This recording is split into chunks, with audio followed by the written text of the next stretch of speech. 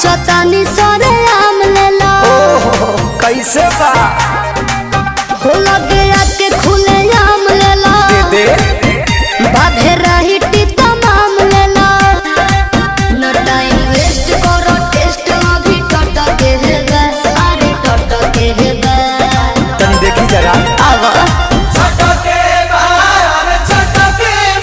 तोहरा आम के सवाद गोरी खटके बा बाकी हटके बा तोहरा आम के सवाद बड़ी खटके बा बाकी हटके बा तनी चिखा ना दो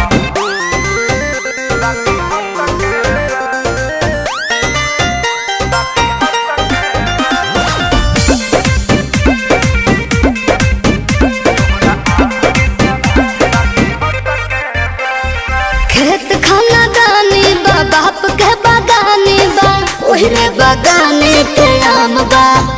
ले लो भर झोरा सस्ते ही दाम बा बात राइट बा एक बाइट में लोग के पता तो चलिए जाए आ? तोहरा चीज के न कवनो जवाब बाटे जवाब बाटे हिसाब बाटे चलो तहरा खाती दू चार पैसा घट के बा अरे घट के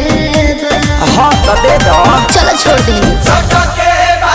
अरे चटके बा अरे तोरा आम के सवाद गोरी खटके बा बाकी हटके बा अच्छा आम के सवाद बड़ी खटके बा बाकी हटके बा कौन छुछू लागत रे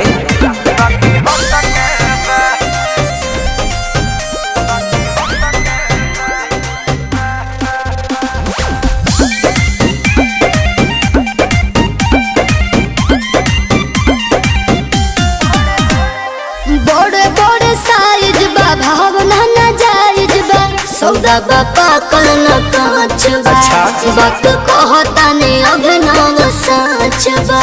अच्छा तो सुनो हाँ हो